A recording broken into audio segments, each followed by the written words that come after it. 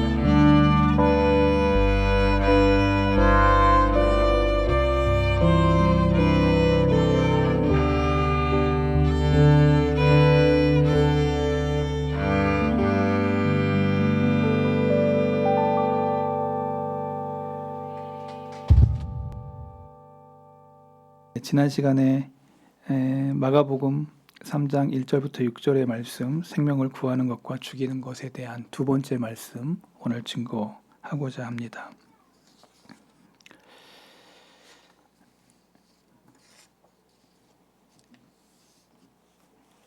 마가복음 3장 4절에 보면은 안식일에 선을 행하는 것, 악을 행하는 것, 생명을 구하는 것, 죽이는 것, 어느 곳이 옳으냐.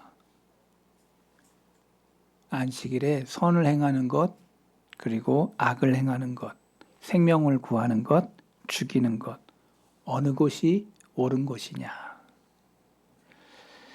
생명을 살리는 쪽으로 가야 되는데 많은 사람들은 생명을 죽이는 쪽으로의 마음을 모으는 사람들이 많다고 지난 시간에 제가 말씀을 전했습니다. 마가복음 3장 6절을 보면 바리새인들이 나가서 곧 헤롯 왕과 함께 어떻게 하여 예수를 죽일까 의논했다. 말이 나옵니다. 여기 영어 성경 3장 6절 한번 봐주시면은 그들이 어떻게 예수를 죽일까? 그들이 예수를 어떻게 죽일까? 의논했다라고 하는 말이 나옵니다. 그러니까 예수님이 의롭고 선한 일을 했는데 사람들은 헤롯 왕과 함께 바리새인들이 예수님을 어떻게 죽일까라고 생각을 하고 있는 거예요. 예수님이 무슨 사람을 죽였습니까? 사기를 쳤습니까? 어떤 그런 해코지를 했습니까? 예수님은 병든 자를 낫게 하고 눈먼 자를 열게 하고 절름발이를 일으키고 그리고 살 소망이 없는 자에게 소망을 일으키고 그리고 많은 사람들에게 하늘의 천국의 복음을 전했는데 이 정도 되면 아멘이 좀 나와야 되는데 그죠? 그런데 그 악한 자들은 모여서 뭐 하려고 준비해요? 어떻게 그들이 예수님을 어떻게 죽일까 의논하고 있는 의논이 시작됐다라고 얘기하고 있습니다. 죄성을 가진 인간은 선하고 착한 사람들에 대하여 그렇게 호의적이지 않다는 것을 성경은 말합니다. 여러분이 예수님을 따라가다 보면 주위 사람들이 여러분들의 착함과 선함 때문에 여러분을 막 해코지하고 미워하고 죽이는 그러한 것들을 삶 속에서 느낄 수 있을 것이라는 것입니다. 왜? 크리스찬이 가는 길이 주님의 길이기 때문에 여러분들이 선하고 바르고 올바른 길을 가잖아요. 그럼 옆에 사람들이 가만히 있지 않아요. 그래서 이 바리새인들 그리고 헤롯 당원들이 그들의 마음속을 지배했던 것이 뭐냐면 완악함이었다고 성경은 얘기하고 있습니다. 마가복음 3장 5절 한번 볼까요? 3장 5절 그들의 마음이 뭐예요? 완악하여. 영어 성경 한번 볼게요. 3장 5절 영어 성경. Deeply distressed at their stubborn heart. 여기 다른 건 모르겠고 여기 하트가 마음이라는 건 알겠는데 이 stubborn이라는 게 아주 강하게 아주 땅땅 뭉쳐 있는 아주 완악함의 그 표현을 stubborn이라고 썼습니다. 완고한 마음, 아주 흔들리지 않는 아주 굳은 마음. 그들의 굳은 마음.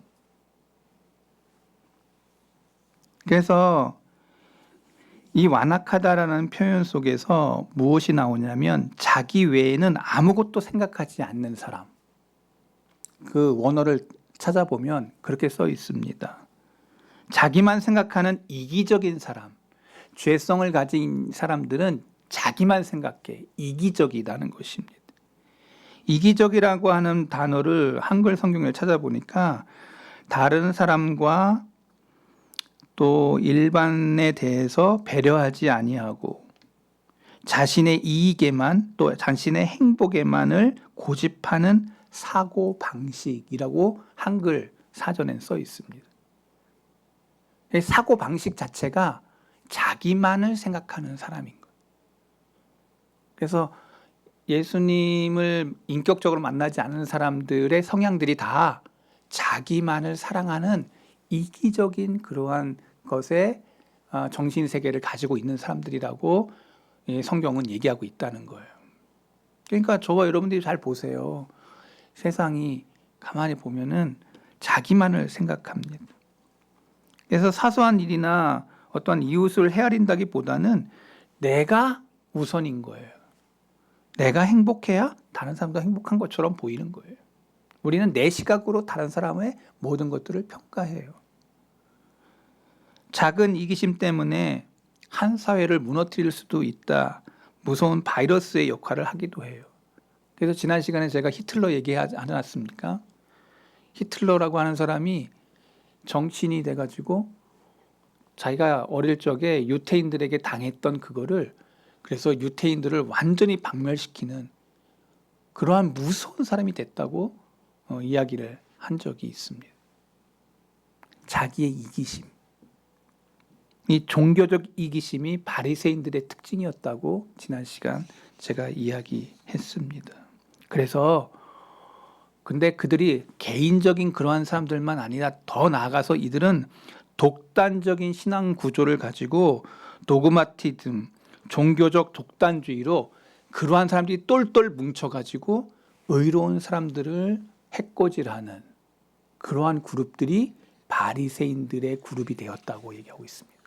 한 사람도 무서운데 그런 이기적인 그 한 사람도 무서운데 그러한 무리들이 어떤 한 개인이나 어떤 한 사람들에 대해서 집단적으로 잘못되었다고 맹비난하는 이것이 지금 예수님 당시에 펼쳐졌던 바리새인들과 예수님과 제자들의 그런 상관관계였다는 것을 마가는 지금 보여주고 있습니다.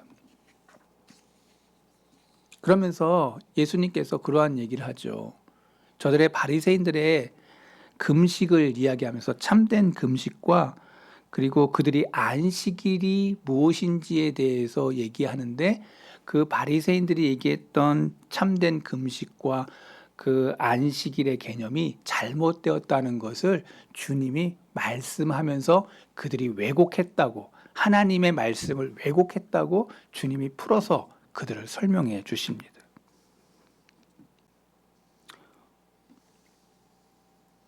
그러면서 그것을 정죄의 수단으로 사용했습니다.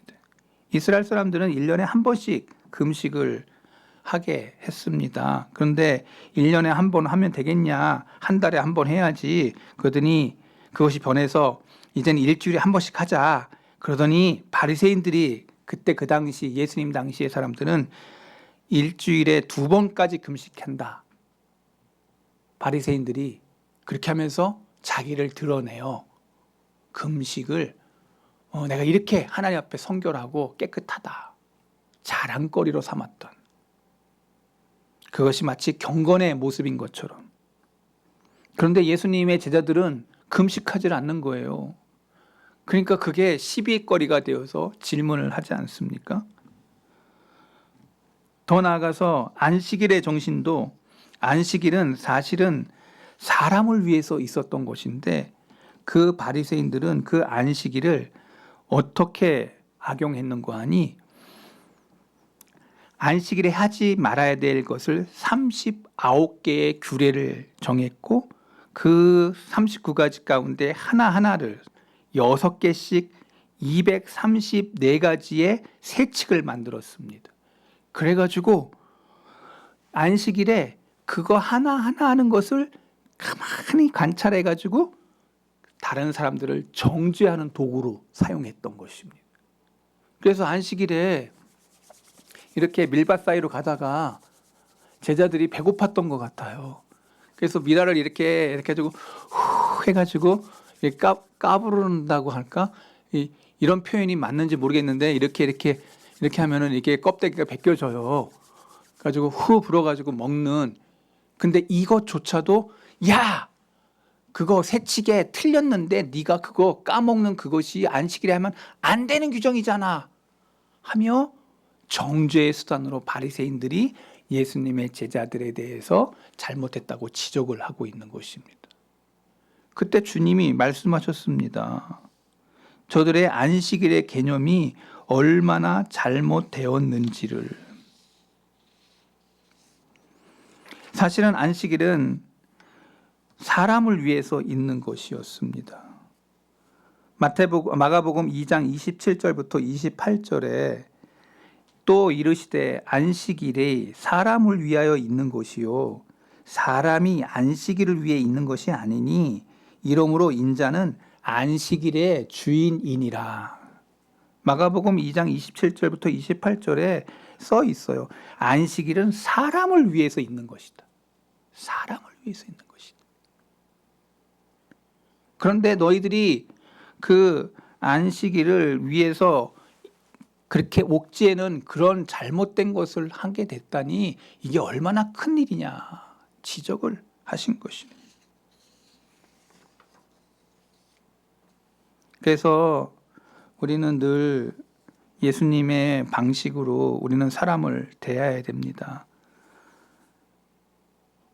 칼로 찌름같이 함부로 말하는 자가 아니라 지혜로운 자의 양약과 같은 그러한 사역을 우리가 해야 된다고 잠언 12장 18절에 이야기했습니다. 다른 사람들의 마음을 막 해롭히는 그 잠언 12장 18절을 한번 보세요. 칼로 찌름같이 함부로 말하는 자가 있다는 거예요. 여러분 말이 얼마나 무섭습니까? 말할 때 칼이 왔다 갔다 해요. 다 당해봤죠. 사시미 칼로 이렇게 하는 것처럼 이렇게 포를 뜨는 사람도 있어. 말로.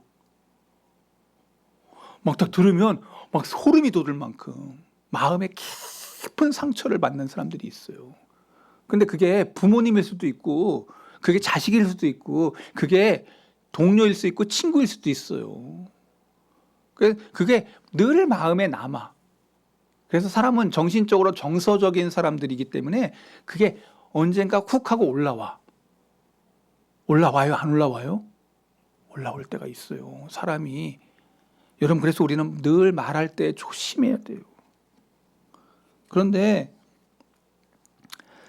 이 바리새인들이 그렇게 사람들을 정죄할 때 그런 식으로 칼을 찌름과 같이 그런 식으로 사람들을 정죄하고 죄인이라고 하고 나쁜 사람들이라고 그 규칙을 가지고 그렇게 다른 사람들을 해코지했다는 것입니다. 오죽했으면 주님께서 이렇게 얘기했어요. 바리새인들을 향해서 얼마나 그러한 악한 말들을 했으면 독사의 자식들이다. 그들의 독사 같은 시선으로 그렇게 다른 사람들을 바라보니까 주님이 그들을 독사의 자식들이라. 마태복음 3장 7절에 그렇게 써 있어요. 영어 성경에는 더 써 있어요. You blood of piper. blood of piper. 이 blood라는 게 피잖아요. 피. 파이퍼는 독사예요. 독사의 피가 흐르는. 그러니까 독사의 피가 흐르는 수혈을 받은 사람들 이런 뜻이에요. 원어적 표현은. 독사의 피가 사람이 아니라는 거지. 우리는 한국 사람들은 그 사람이 아니다고 생각할 때 욕할 때 뭘로 표명해요? 우리 김혜숙 권사님이 잘 키웠던 그런 개에다가 표현하잖아요. 개, 사람이 아니고 개다고. 근데 이스라엘에서는 최고의 욕이 이 뱀에 대한 욕이에요. 왜냐하면 아담과 하와를 넘어뜨렸던 그 동물이 뭐예요? 뱀이었기 때문에 이 뱀 같은 놈이다 이렇게 얘기한 건 가장 그러니까 예수님이 욕을 안 하신 게 아니고 욕을 하셨다는 걸 여러분 성경이 얘기하고 있어요. 그러니까 예수님도 욕했으니까 나도 욕해도 된다 이렇게 얘기하면 안 되는 거예요. 또 많은 사람들이 또 예수님도 욕했으니까 나도 욕할 거야 막 이러면서 정당화하는데 절대 그게 아니라는 거죠. 바리새인들이 그렇게 악하게 독사와 같이 다른 사람들을 정죄하고 옥죄고 그리고 평가하는 그런 것들에 대해서 그들이 악하다라는 표현으로 blood of piper You blood piper라고 얘기했어요. 아예 대놓고 얘기를 했어요. 너 독사의 피를 받은 자들이야 라고. 이들은 다 한결같이 생명을 죽이는 자들의 모습이었다. 그런데 성경은 그것만 얘기하고 있는 게 아니라 이제 생명을 살리는 사람들이 있다고 성경은 말하고 있습니다. 오늘 생명을 살리는 사람들은 누구냐? 그 대표적인 인물이 누구냐? 예수님이십니다. 본문을 보면은 이렇게 시작합니다. 안식일에 회당에 들어가서 예배드리는 자 가운데 손 마른 사람이 있었습니다. 여기 조금 이걸 찾아봤더니 이 손 마른 사람의 그것을 좀 찾아봤더니 고전에 따르면 그 사람은 직업이 석수쟁이였다는 것입니다. 석수쟁이가 뭐예요? 돌을 다듬어서 어떠한 것을 만드는 사람인 거예요. 그 이스라엘 가도 이렇게 집을 지을 때 이렇게 석수쟁이가 이렇게 아주 아름답게 이렇게 다듬어 놓은 집들이 꽤 있습니다. 유럽도 되게 그 그게 아주 미켈란젤로의 그것도 다 돌을 깨가지고 다비드상을 만든 거 아니에요? 여러분들 안 봤으면은 다비드상 한번 쳐봐봐요. 그게 버려졌던 돌을 그거를 미켈란젤로가 해가지고 만든 거예요. 버려졌던 돌을 누구의 손에 있느냐 따라서 돌의 그 모든 것들이 달라진 것이죠. 예수님은 회당에 들어가셔서 이 속수쟁이가 손이 마라 있었는데 이 마른 사람을 보시고는 너무나도 불쌍히 여기셔서 한번 생각해 보겠습니다. 돌을 깎고 일하는 사람이 손이 말랐다면 그에게는 얼마나 치명적인 일이었겠습니까? 여러분 잘 다니던 직장을 한 번에 잘렸어. 자기가 어떤 신체가 불구가 돼가지고 그랬으면 여러분 그 사람의 마음이 어떻겠어요? 내가 잘할 수 있었던데 그게 어떤 신체가 불구가 돼가지고 일을 못한다면 여러분은 어떤 마음이 들겠어요? 치명적이죠. 이젠 끝났구나 내 인생. 그런 사람이 지금 회당에 앉아 있는 거예요. 페인이죠. 깊은 좌절, 낙담. 주님은 그것을 보셨습니다. 그런데 똑같이 바리새인들도 봤거든요. 예수님도 보고 바리새인들도 보는데 마가복음 3장 2절을 보니까 이렇게 써 있어요. 여기 중요한 얘기가 나와. 사람들이 예수를 고발하려 하여 안식일에 그 사람을 고치시는가 주시하고 있거늘. 여기 이 사람들이 누굴까요? 바리새인이라고 성경에 나와요. 그 위에. 바리새인들이 이제 어떻게 하나 보자. 저 석수쟁이 했던 사람, 손 마른 사람을 이제 어떻게 하는가 보자. 예수님의 시선도 보고 있고 바리새인들의 시선도 동일하게 보고 있는데 예수님의 시선을 보시기 바랍니다. 고치나 안 고치나? 예수님은 이 사람을 어떻게 도와줄까? 어떻게 회복할까? 여러분 여기서부터 바리새인의 시각과 예수님의 시각이 달라진다는 것을 우리는 보게 됩니다.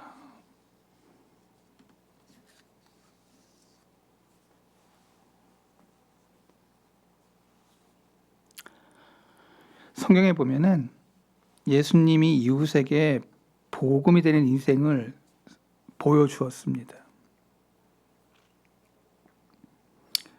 사람들을 중요시하고 그들을 어떻게 도울 것인가. 두 가지의 삶의 태도가 예수님의 시각이었습니다. 사람을 중요시 여겼어요. 그들을 어떻게 도울 것인가에 대한. 여러분 사람을 중요시 여겨야 됩니다. 옆에 우리 교우들 아주 중요한 사람이다라고 이 옆에 사람이 존귀한 사람이다라고 생각하고서 여러분들 교우 생활을 하셔야 됩니다. 이 사람은 너무 중요한 사람이에요. 나에게 너무 중요한 사람. 이 사람을 내가 어떻게 도울까? 이 시각이 주님의 시각입니다. 바리새인들의 시각은 이놈을 어떻게 죽일까? 이렇게 보는 시각이라고 성경은 마가를 통해서 두 시각을 우리에게 보여주고 있는 것입니다. 모든 사람들이 어떤 시각을 보는지를 잠시 여러분들이 대화를 해보면 그 사람의 성향과 정서를 금방 알게 됩니다. 한 구약학자가 구약을 계속 읽다가 아주 유명한 것을 깨달았다고 해요. 그게 뭐냐니까 구약의 하나님은 편애하는 하나님이다. 편애? 누구를 편애할까?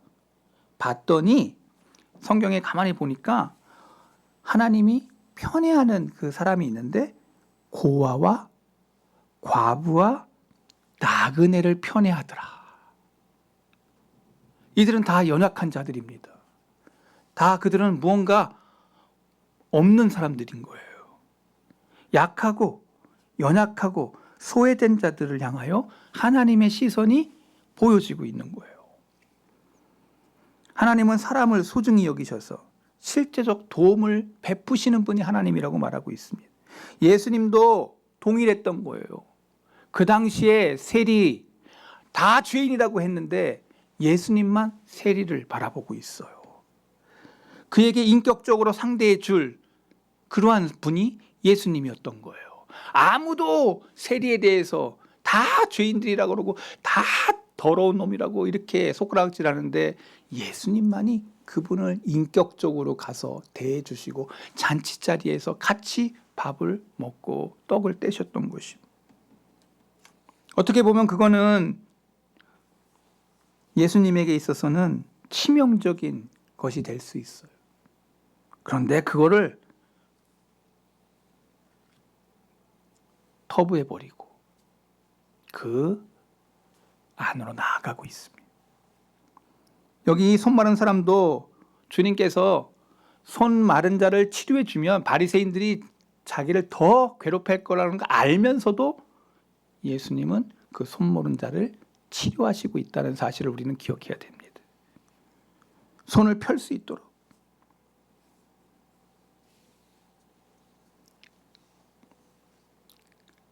저는 그렇게 생각해요. 그의 손만 회복된 게 아니라 그의 영혼이 소생되었다고 저는 생각합니다.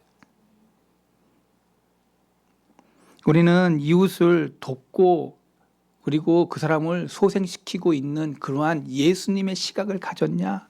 아니면 바리새인 사람들과 헤롯 왕처럼 이기적인 마음으로 다른 사람을 죽이는 그러한 사람으로 내가 이 세상을 살고 있느냐?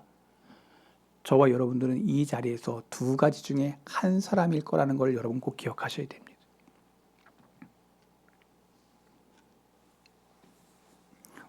우리는 어떻게 이웃을 돕고 있는가? 예수님은 이 사람들을 돕기 위해 대가를 지불하셨습니다. 안식일에 범하는 자라는 오해를 받으면서도 이 한 사람을 사랑하셔서 고치셨습니다. 그 사랑을 나타내기 위해 마지막까지 십자가의 죽음까지도 나아가셨습니다. 자기를 희생하고 자기를 죽이고 이웃을 살렸던 예수님. 이런 예수님의 마음과 태도가 이웃을 살리게 했다는 것입니다. 저와 여러분들은 이웃을 죽이는 자입니까? 아니면 살리는 자입니까? 당신은 살리는 자입니까? 아니면 죽이는 자입니까? 오늘 말씀을 마치면서 한 가지 이야기하고 오늘 말씀을 마치겠습니다. 제가 좀 감동적인 이야기를 좀 들었는데요.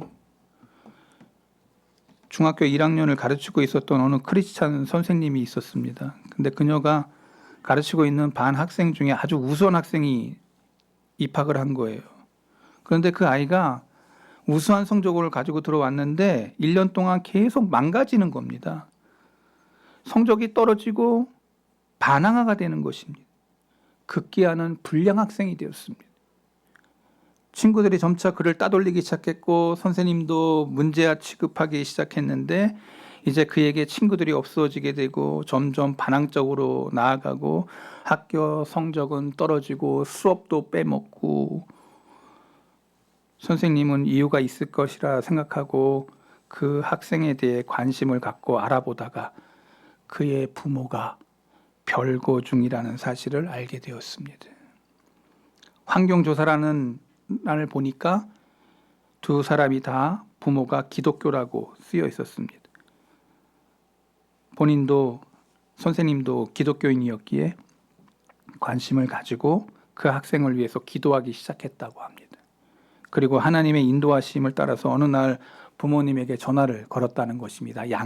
양쪽에다가.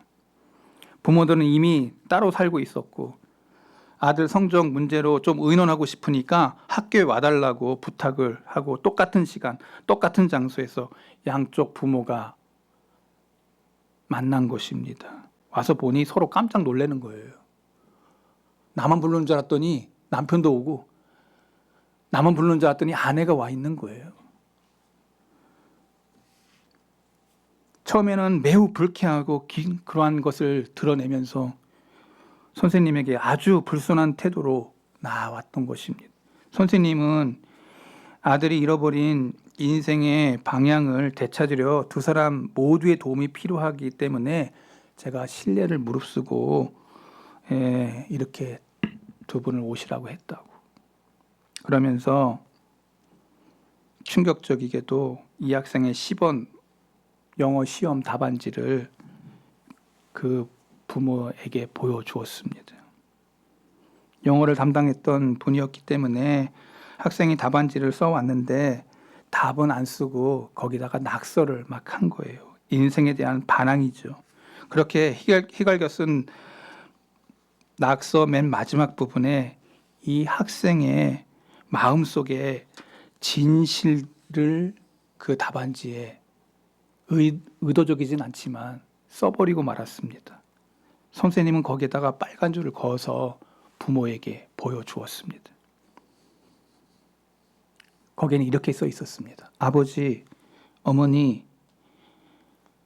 이거 보세요. 휘갈겨 쓴 낙서에 마음 밑바닥에 숨어있던 학생의 진실의 독백이 써 있는데 아빠, 엄마, 나 누구하고 살아요? 이혼하면 누구하고 살아요? 아빠, 엄마, 나 누구하고 살아요? 나는 아빠, 엄마 둘 다 필요한데. 그리고 마지막 한마디 맨 구석에 이렇게 썼다고 합니다. 아빠, 엄마, 저를 사랑해 주세요. 아빠, 엄마, 저를 사랑해 주세요. 이것을 보여주는 순간 아버지는 고개를 떨구고 엄마도 아들이 쓴 그 글 속에 얼굴을 들 수가 없었어. 깊은 정적이 흘렀고 선생님이 말했다고 합니다. 두 분이 기독교 배경을 가지고 있는데 저도 그리스찬이고 저는 여러분들을 위해 기도해 드리고 싶습니다. 그녀가 부모의 손을 잡고 기도하자 순식간에 교무실은 통곡의 장이 됐다고. 그들의 어깨가 들썩이고 흐느껴 울며 자식을 향한 부모의 그것을 의무를 하지 못했다고. 깨어졌던 가정이 다시 회복되는 전기가 됐습니다. 다시 부부는 합치게 되었고 아이는 다시 일어나 인생길을 걷게 됐다고. 저는 그 글을 읽으면서 그런 생각이 들었습니다. 우리 생애에도 이웃을 살리는 축복의 그런 선생님의 길이 오늘 우리의 길이 되어야 되지 않을까. 사람을 살리는 거. 그 학생을 살리니까 그 부모가 살아나는 것이죠. 한 학생을 삶으로 살리니까 그 가정이 회복되더라는 것이죠. 오늘 저와 여러분들이 주위에 있는 사람들을 잘 보시고 나는 죽이는 사람들의 동참자가 아니고 하나님의 사람으로 예수님의 사람으로 살리는 자의 삶을 살아가다가 주님 앞에 서는 귀한 아들과 딸들이 오늘 저와 여러분들이기를 바랍니다. 하나님 아버지 말씀 전했습니다. 예수님께서는 살리는 구원자의 모습으로 안식일에 손마른 자를 향해 살리시는, 내가 피해를 당하고 내가 힘듦을 당하고 어려움을 당한다 할지라도 생명을 살리는 일에 몰두하셨던 주님의 이 시각이 나의 시각인지를 점검해 봅니다.